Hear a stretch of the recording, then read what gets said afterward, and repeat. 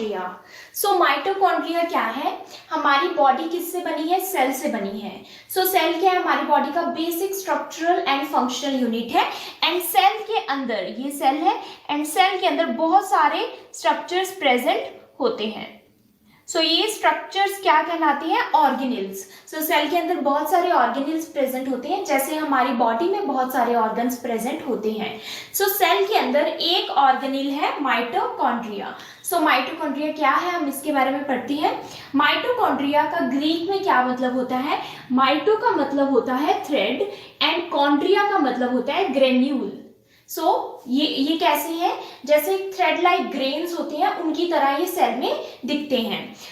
बहुत सारे माइटोकॉन्ड्रिया जब सेल में प्रेजेंट होते हैं तो उसको कहते हैं माइटोकॉन्ड्रिया।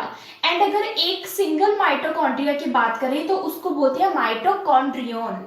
ओके, सिंगुलर मतलब माइटोकॉन्ड्रियन एंड अगर प्लूरल की बात करें तो माइटोकॉन्ड्रिया। माइटोकॉन्ड्रिया का इंपॉर्टेंट फंक्शन क्या है, ये सेल में क्यों जरूरी है, इसका सेल में क्या सिग्निफिकेंस है? माइटोकॉन्ड्रिया प्रोड्यूस 90% ऑफ, मतलब सेल की ऑलमोस्ट 90% ऑफ सेल एनर्जी। ये सेल में क्या प्रोड्यूस करता है? सेल के लिए एनर्जी प्रोड्यूस करता है। सेल में बहुत सारी एक्टिविटीज होती हैं, बहुत सारी मेटाबॉलिक एक्टिविटीज होती हैं, जैसे कि सेल की ग्रोथ, सेल का डिवीजन या फिर और भी फंक्शन, सेल के contraction. Different cell different activities perform करता है। इन सेल की एक्टिविटीज के लिए जरूरी क्या है? एनर्जी। ये एनर्जी अगर सेल को नहीं मिलेगी तो सेल कोई एक्टिविटी परफॉर्म नहीं करेगा, ग्रो नहीं करेगा।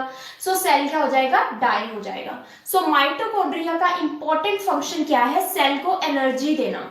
सेल के लिए एनर्जी प्रोड्यूस करना, वो भी 90% अमाउंट में। सेल की ऑलमोस्ट एनर्जी कौन प्रोड्यूस करता है? Mitochondria.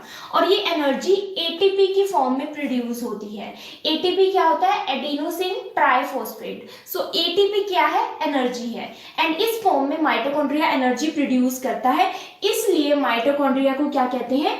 Power house of the cell. Important function क्या है माइटोकॉन्ड्रिया का? कि माइटोकॉन्ड्रिया एटीपी प्रोड्यूस करता है।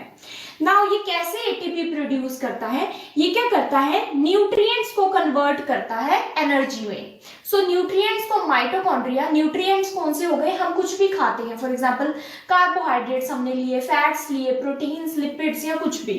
वो क्या है? न्यूट्रिएंट्स है। जब हम फूड से न्यूट्रिएंट्स को लेते हैं, माइटोकॉन्ड्रिया क्या करता है? इन न्यूट्रिएंट्स को एटीपी में कन्वर्ट कर देता है। एंड ये कन्वर्जन कब होगी? जब ऑक्सीजन की प्रेजेंस होगी।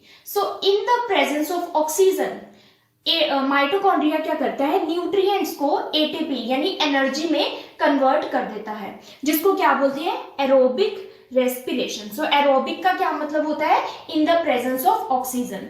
एरोबिक रेस्पिरेशन का क्या मतलब है? कि mitochondria in the presence of oxygen, जो भी हम न्यूट्रिएंट्स लेते हैं, उसको एनर्जी में कन्वर्ट कर देता है। ऑक्सीजन की प्रेजेंस बहुत जरूरी है माइटोकॉन्ड्रिया के फंक्शन के लिए। अगर ऑक्सीजन नहीं होगी तो ये प्रोसेस नहीं होगा। नाउ नंबर, जो माइटोकॉन्ड्रिया का नंबर है वो किस पर डिपेंड करता है? किसी सेल की फिजियोलॉजिकल या फिर मेटाबॉलिक एक्टिविटी के ऊपर। एक सेल कितनी एक्टिविटी परफॉर्म कर रहा है उसके ऊपर डिपेंड करता है कि माइटोकॉन्ड्रिया का नंबर कितना होगा। फॉर एग्जाम्पल, जो रेड ब्लड सेल्स हैं, आरबीसीज, उनमें 0, कोई भी माइटोकॉन्ड्रिया नहीं होता। लेकिन जो मोस्ट एक्टिव सेल्स हैं, जैसे कि लीवर सेल्स या फिर मसल सेल्स, इनमें माइटोकॉन्ड्रिया का नंबर ज्यादा होता है, बहुत ज्यादा। इतना कि 100 से लेके thousands तक, इवन मोर देन 2000 माइटोकॉन्ड्रिया का नंबर हो सकता है, जो बहुत ज्यादा एक्टिव सेल्स हैं,